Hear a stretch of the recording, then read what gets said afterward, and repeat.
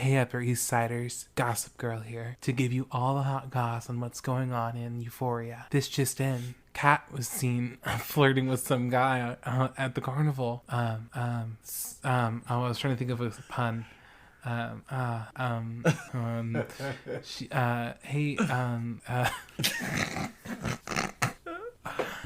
Kat was seen flirting with some guy at the carnival. What? I'm sure it's a pun. It's a pun for carnival. Are you making yourself laugh? Oh yeah, because I can't think. Kat was seen flirting with some guy at the carnival. That better not come back around. Something about spinning on a Ferris wheel. Anyway, XOXO. Claudio, That's me. and Chris, And me. are on the road to the Emmys. To where? On the road to the Emmys. Hi, I'm Chris. And I'm Claudio. And we're the Hi Guys. The show we're talking about today deals with some heavy issues. But before we get deep, let's get shallow. If you've never listened to us before, welcome to our show where we analyze and talk about different forms of entertainment. This time around, we are focusing solely on shows that are nominated for the 2020 Emmys. We don't have enough time to cover every single show nominated in every single category, so we are going to pick a few of our favorites that we believe are truly unique. The shows that stand out amongst the crowd. We're going to be doing this until the week after the Emmys. And we're going to do our best to avoid any type of spoilers for you guys. And we're just going to give you the gist of the shows and tell you major themes and tell you what major themes are prevalent and give you pretty good reasons as to why you should watch them. And we hope you come with us on this road trip to the Emmys and get inspired to watch the best of the best. Okay, let's get into this. This week's episode, we're talking all about Euphoria, which is an A24 television series distributed by HBO, and it is phenomenal. Our main character is Rue. She's 17 years old, a high schooler, and is our narrator through the course of this show. The show is loosely based on a same-named Israeli series by Ron Leshna and Daphne Levin. Some of the story is also drawn from Sam Levinson, the creator of this show and the writer for this show. It comes from his own experiences with teenage drug addiction. And Euphoria is an interesting look into the lives of troubled teenagers going through the usual motions of life, but with a lot of drugs, sex, and crying. Which is so relatable. Not from me, but from people I know.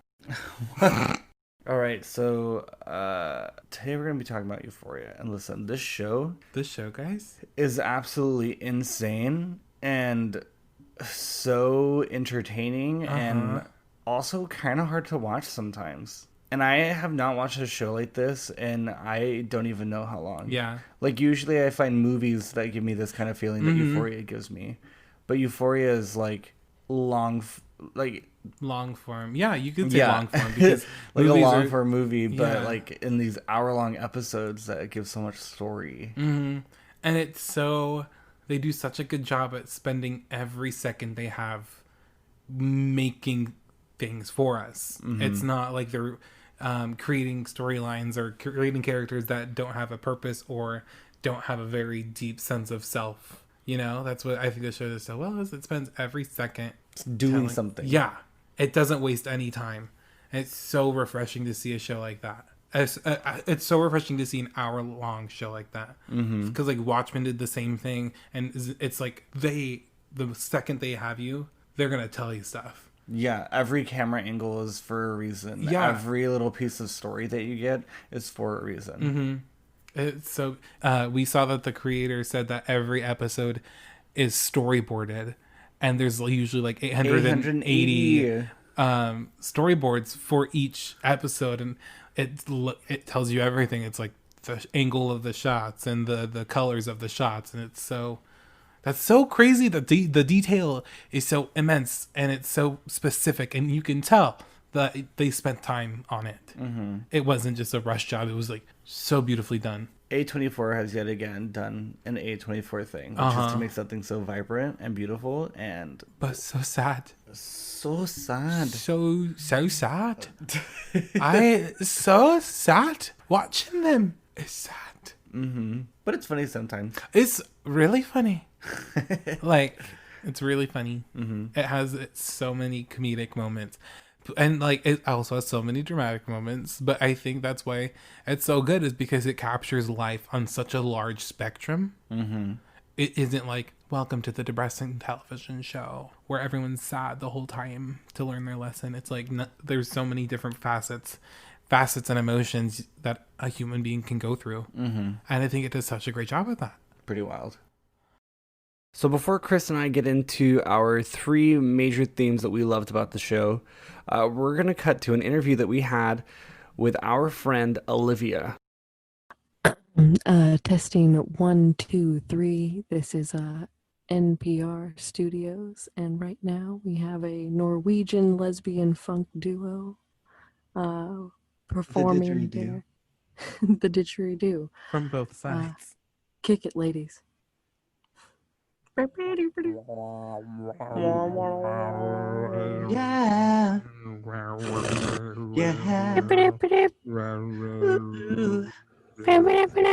Lesbians. That's pretty good. You know what? That was good. Awesome. We should trademark that. We should put it in a demo. For sure. Put it on a shirt. In a project working. There you go.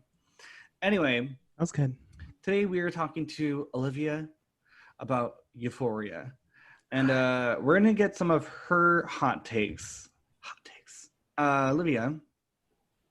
Yeah. Please tell us the thing that stuck out the most to you. All right. So what really sticks out to me about this show is that it's a teen drama, right? And I haven't really been interested in teen dramas for quite a few years. I'm inching in on 25. I have like some nostalgia for Degrassi and whatnot, but that's besides the point. All the time. But baby, so there's a shark in the water.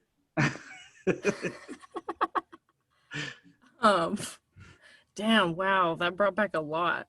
There's a shark in the water. Holy shit. We'll get into that later.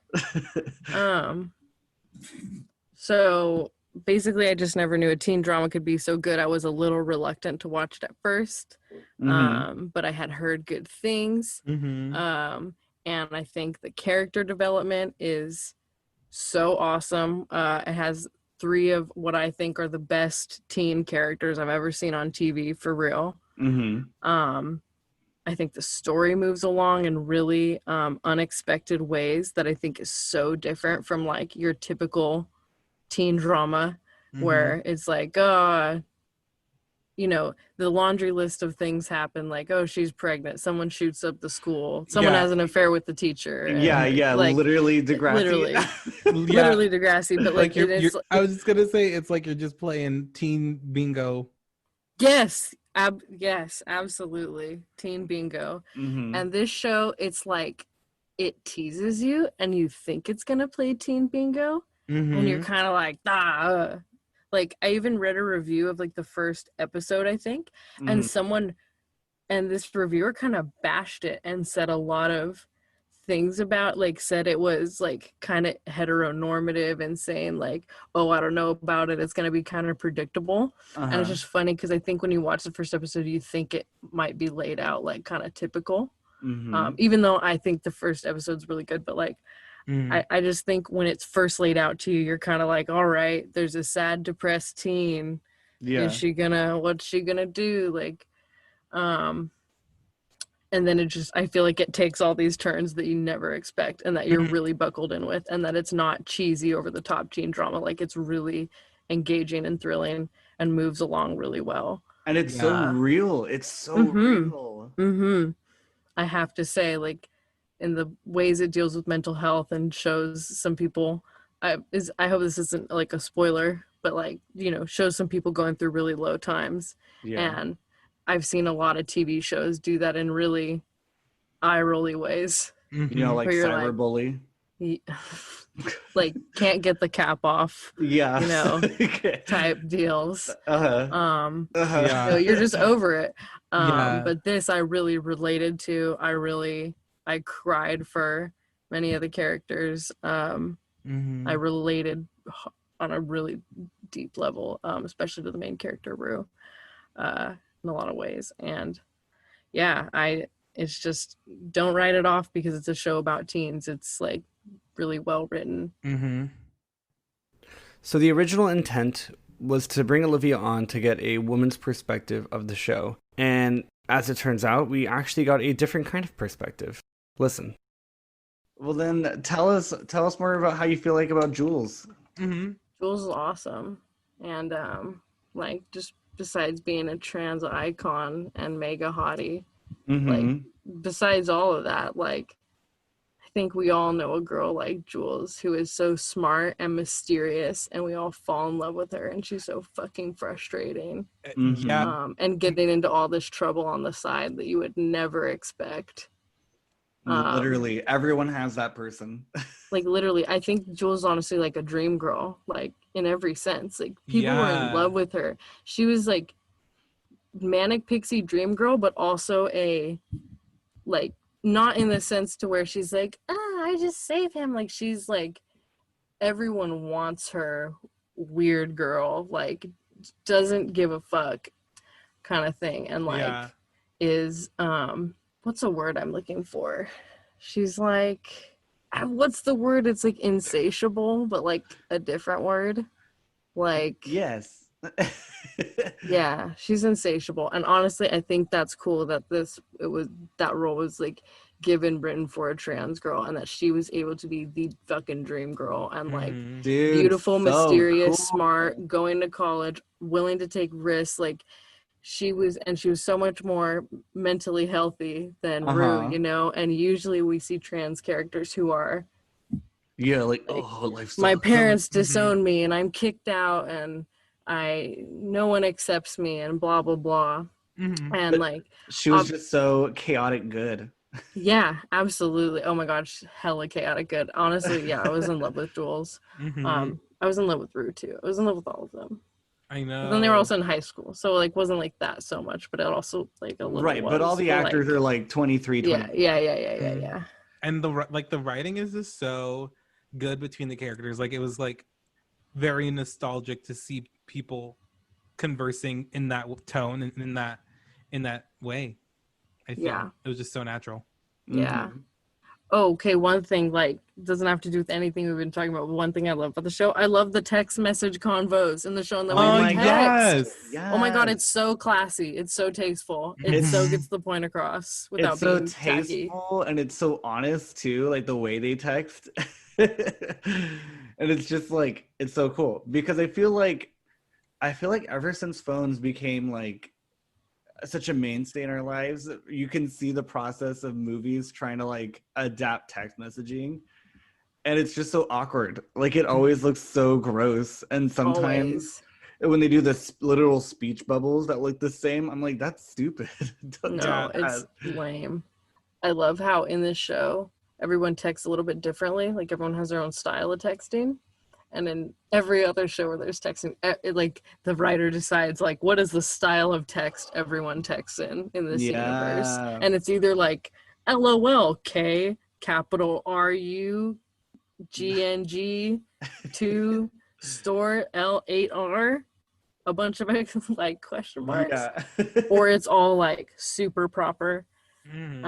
This one, it's like the texting match everyone's personality. What a good observation, because I honestly, like, I thought about it, but it's not something that like stuck with me. But man, what a step forward in adapting to our current society. Yeah. And I have to say, my friend Anna, who told me to watch a show, that was one of the things she told me about it. And she's like, it's hard to like describe, but I love the way they text in the show, and it reminds me of like how you and me and all your friends and my friends all text. Yeah. So I can't take credit for that one. Thanks, Anna. The show's really good, and it's about teens, and I thought it would be another not another teen show about like I was like, I don't really want to watch like teenagers being depressed and getting into drugs and like fucking each other and being sad and like being traumatized because like high school's already so traumatizing.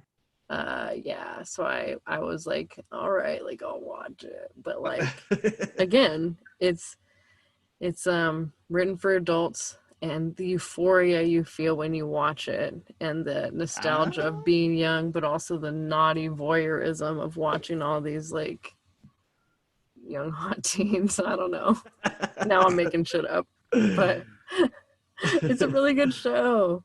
It's hefty.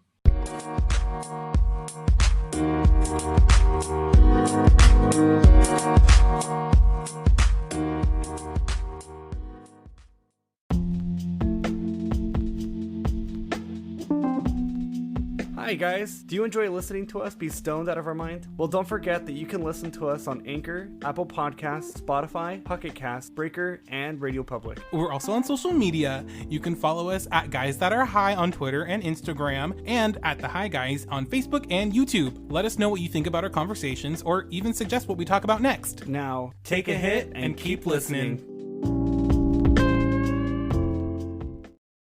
So we're going to get into the three major things that we truly were impacted by from the show. First being Zendaya's portrayal as Rue.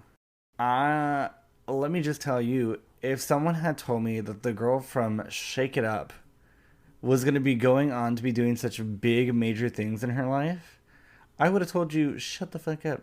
Because I would have believed you. Because it's not like she was bad. Right. But it's just like Shake It Up, Disney Channel. Yeah. Like, you don't expect much. Mm-hmm. But then she went on to like produce her own show on Disney Channel, Casey Undercover. And then she went on to do Spider-Man and The Greatest Showman as her first movies. Yeah. Like, what big roles. And then finishes her show and then does Spider-Man 2 and then does Euphoria. And it's like, dude, I did not realize that Zendaya had so much to give. She's such a fucking talent. Oh my god, she's such a great actress.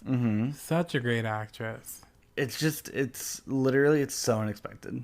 And I love her so much now because her acting is like so three-dimensional and like she lives in the character. You can tell you can tell that she's embodying that person. And it was so interesting to hear that like she said like this role is essentially her. Like that's who she is as a person. Because you don't think of like a Disney Channel star being like some anxious introvert. Well, you don't think of like celebrities being human beings because of how the media portrays them. So the fact that she's literally like, I'm very introverted.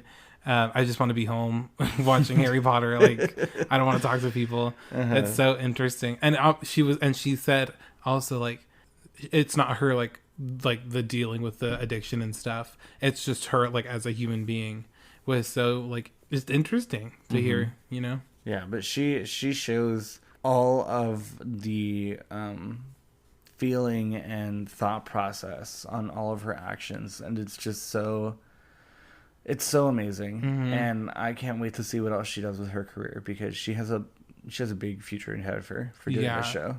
And she does such a great job at portraying how it feels to live with anxiety and depression and like drug addiction. Like I've known many a person with drug addictions, and like the same feeling that she gives in that show is like so honest and realistic. And I've never really seen someone pull off like an actual drug addiction. It always just felt very like forced. And like, this is what drugs do to you. But in this show, it was like way more realistic. And that's part of like the second reason why, because it's not like just like an after school special. It's not like this is what drugs do if you use them and get addicted and it's terrible and blah blah blah. If you have sex at a young age. Yeah, if you're a fucking human being, fuck you. How dare you become a human being? It's your own fault. Nothing can save you. It's showing all the sides to this like very I had it in my head. Hold on. It takes this very one-sided argument. There we go. It takes a very like one-sided argument for people who've never like experienced drug abuse in their life to be like, oh, obviously like they're bad people if they're addicted to drugs. But it shows like where someone who has a drug addiction got there. It isn't like I just wanted to be addicted to drugs, so I did it. It wasn't. It just tells like that full rounded story instead of it being like through the eyes of someone who isn't a part of it. Does that make sense? No. It does a really good job at representing the other side to the story. The side of the person who's addicted to who has the drug addiction. Because I don't know, for me, I feel like a lot of the angles we see of people who have drug addictions, it's always like put in bias for us. Do you know what I mean? Yeah. To like look down upon them and in that sense, this isn't like your after school special, your drugs kill stuff. It's like it's literally a deep dive on what trauma does to you and what it's like to be lost in your own life.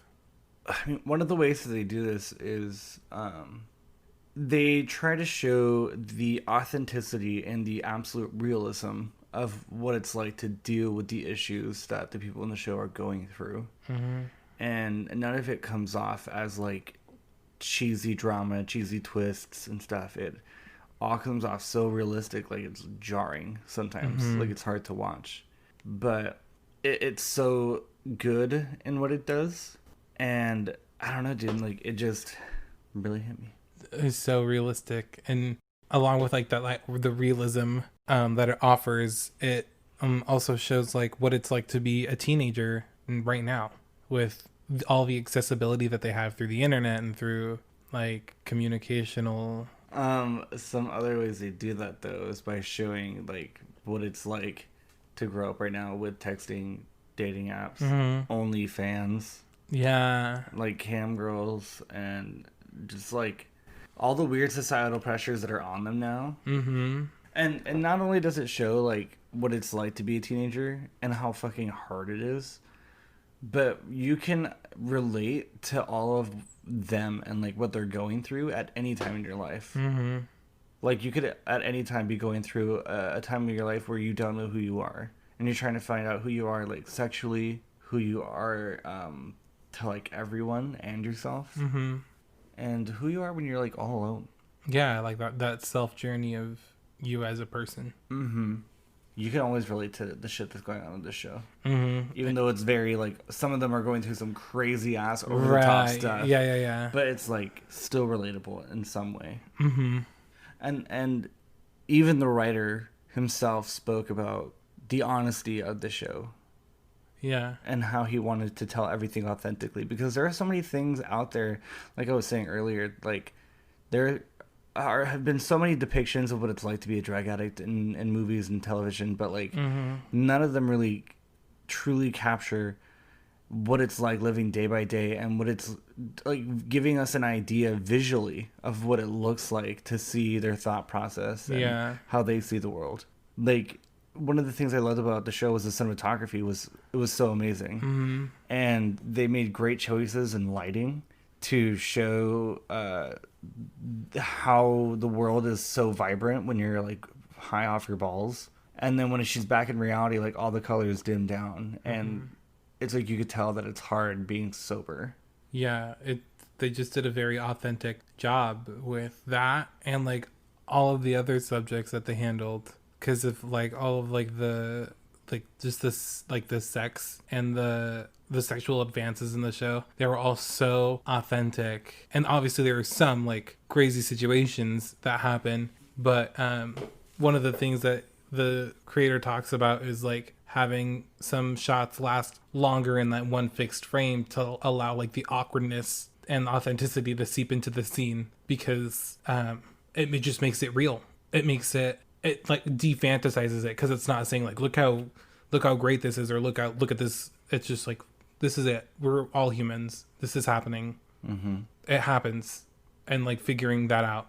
Yeah, I really love how the writer he chose to have so many lead women characters, and it was so bizarre to me to actually see what it's like to grow up right now as a woman in high school. And I'm not speaking because I know from personal experience, but I'm speaking because like I grew up in a house full of women, and I have 4 sisters, and just the stories that I've heard of what it's like growing up at that time, it was just so crazy to see it being like honestly depicted in a show, because they were all dealing with such different things. Yeah, dealing with a sexual identity crisis, and then like trying to be a cam girl just to like explore your sexual wants, and showing what it's like to have to deal with your issues from like your family. Yeah, like Cass has so many daddy issues because he just like left, and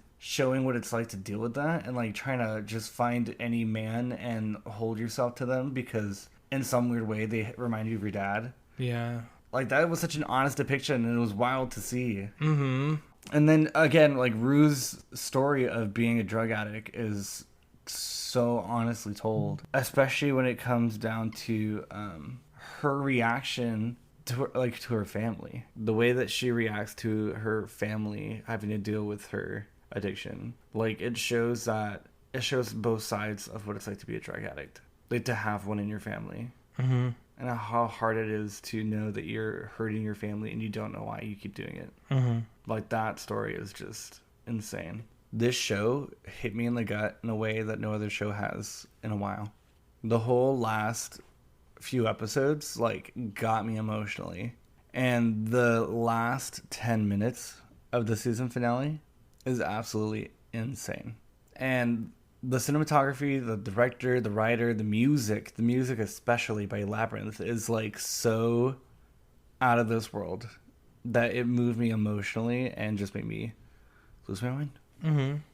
Which leads us into the nominations that they got at the Emmys. Yes. It was heavily like the music and music mixing, because of how great the soundtrack aided the story. Well, don't say music mixing, because that is a category and they did not get nominated for it. Akko Taco. But a lot of musical awards for the music in the show. And it's a great example of what music can do for a show.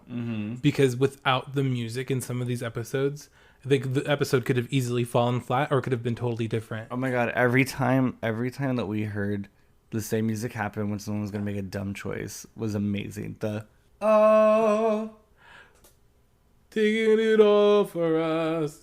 And you're like, oh shit. Taking it all. Like, what's their choice? What's their decision gonna be?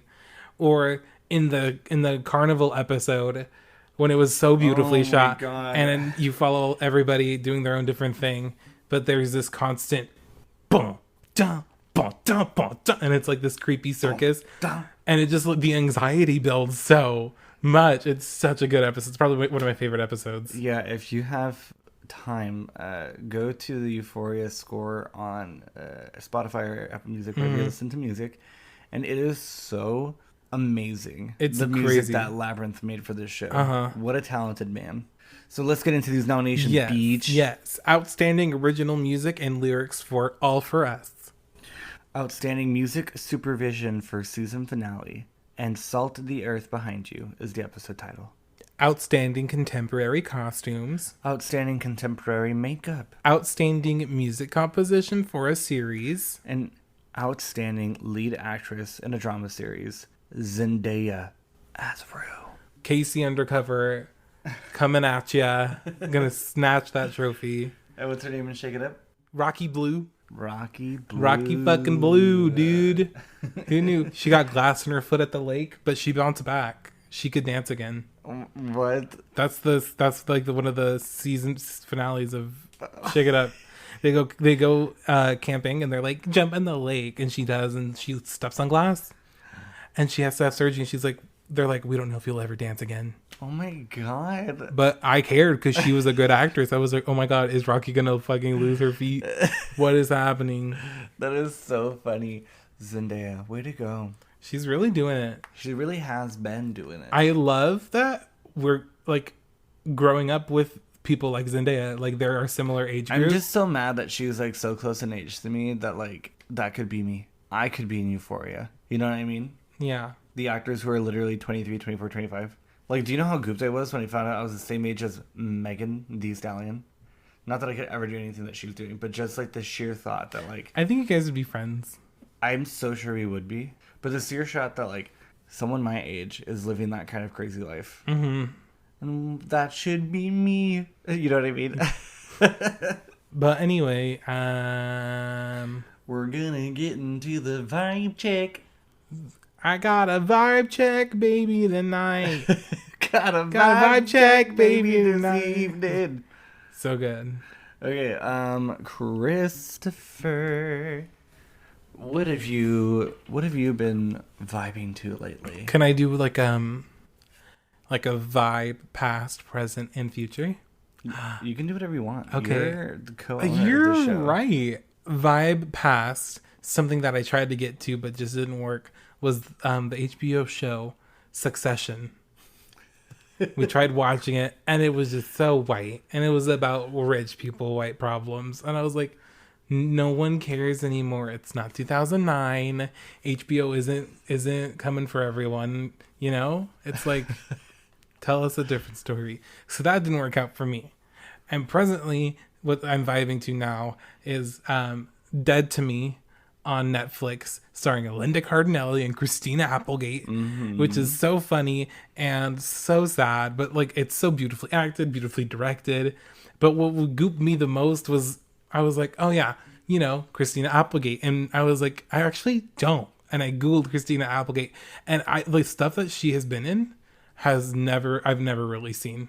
Has never been in your field of existence. No, I was like, I honestly haven't heard of a lot of these from my sheltered childhood. I was like, I don't know, but the name is just so famous. So I was like, I'm glad Dead to Me is the first thing I've seen of her, because it's perfect. And then my future vibe is called Unpregnant, I think is what it's called. It's coming to HBO on September 10th. It stars one of the actresses from Euphoria. What's her name? Do I have to look it up? Barbie Fiera, who plays Kat in Euphoria. Barbie F. If you Google the Euphoria cast, Barbie F.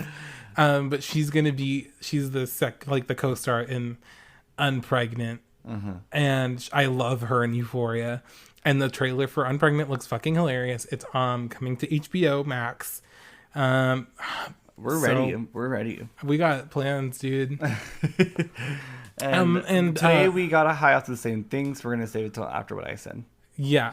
Hi, Claudio. Welcome to the Hi Guys. Hello. We're just doing a quick survey. What are you vibing to? Okay. Let me take this microphone from you. Oh shit. Okay.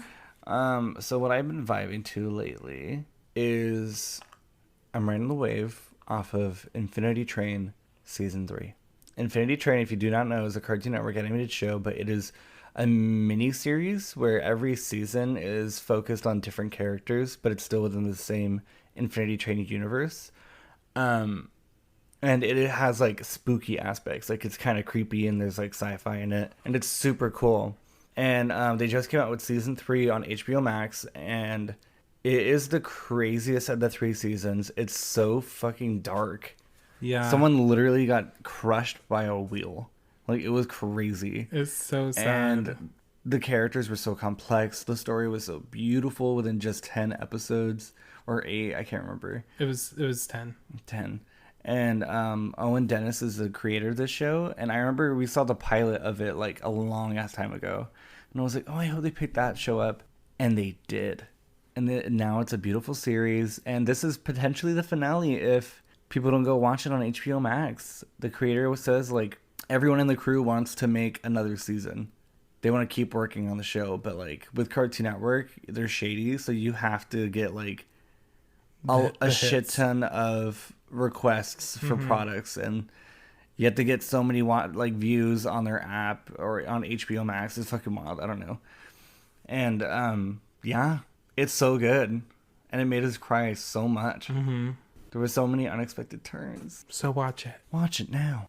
But anyway, we both got high off the same thing today, and we took some wild W-Y-L-D. What are you doing? I'm talking W-Y-L-D. And it's Chris. It's in cannabis-infused raspberry gummy. And it's sativa. That was rehearsed. That was not improv. No, shut up. No. That was, and you're killing me.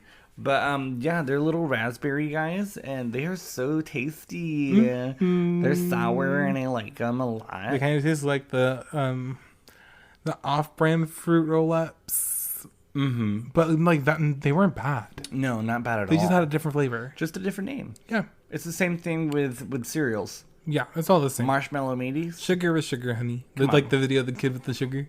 All right. Yeah. 1 cup of sugar, and he fucking yanks it, goes for it, he goes, like fucking Lightning McQueen around that corner. He was like, what were you saying? That's how good the treats were. Oh yeah, they were so good, so tasty. Mm-hmm. And when they hit, you start to feel like a little high. Oh yeah. And then it's like, here's a little tease of what's coming later. Yeah, and then it's like, fucking, you're high, dude. You're high. Be careful, cause you're high, dude. Watch your step, guy. You're high. You're high. Yeah, that's what it's like. Yeah, it's insane. Fanny and I both like at the same time kind of like felt the vibe change, and I was like, "Are you kind of feeling it?" And he was like, "I'm a little," and then it just built. I was just like, if this is how high I feel now, 30 minutes later, imagine how high I'm gonna feel when it all hits. You know when it hits, you kind of get the shakes. You can get the shivers a little bit when it hits, like your powers, your third eye is opened. You know, buddy. You know what I'm talking about, though. It happens to me like sometimes. You're just like when you're sitting there, right, and you're like, "Am I high?" It's always like, "Am I high right now?" And then your third eye opens, and you're like, "Oh fuck." Oh yeah, when I went, yeah. But yeah, that's our vibe check, and those are our opinions on Euphoria. It's a really great show. It honestly should have been nominated for many different things. Yeah, the cinematography, 10 out of 10. 1000%, dude. That, literally, like the whole show, it wouldn't be the same without the cinematography. So I don't understand why they didn't get nominated. Yeah. I don't understand why the writing wasn't nominated, because the writing is so good. And the direction. The direction, the acting, the costuming. I guess the costuming got nominated. And it's like shows like Succession got nominated. That show, like, honestly, it may be good. But it's just like so overdone. Political dramas, but within a family. And they're all so mean to each other. And it's like vapid and boring. There's nothing new brought to the table. Yeah, there's nothing new that's been done before. It's been done many times. There's always that one political show that is like about the inner complications, but it's like, we're done with that. Let's move forward. Let's tell new stories. Or if you're gonna tell that story, tell it with a twist, not with a full cast of people who look exactly the same like it usually would. Like, it's so, shows like Succession get nominated for like a shit ton of things, but it's like, for what? You know what I mean? Yeah, because we felt the same thing about Veep, and then we watched Veep, and from the first episode we were like, okay, we get it. But Succession is not that. You can't sit like I didn't get that. Well, Succession I didn't even know about until the Emmys were announced. Yeah. So I didn't have prior opinions. I literally just went into it like, let's see. I was actually excited. We watched like a recap of season 1. Yeah, and I was like, we got let's into go. season 2 so we can watch it for the Emmys.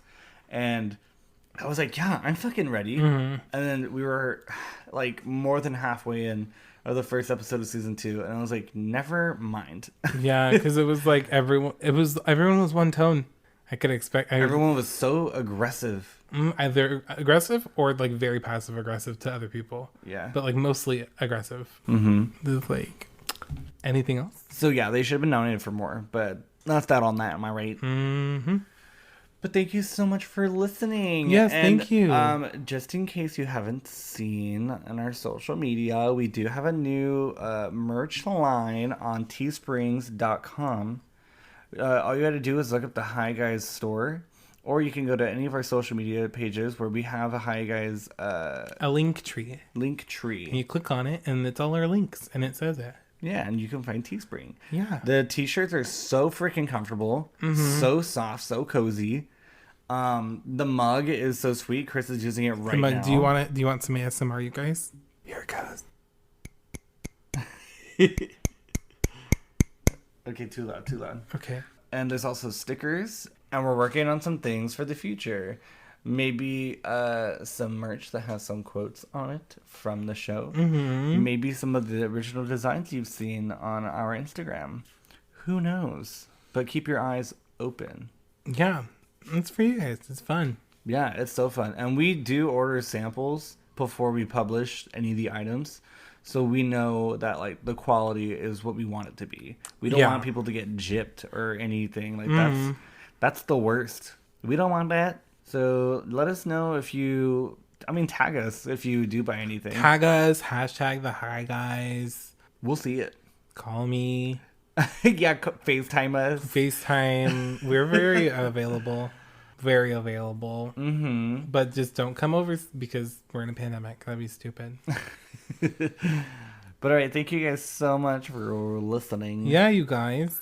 Sweetie pies. Well, I guess now we're the goodbye guys.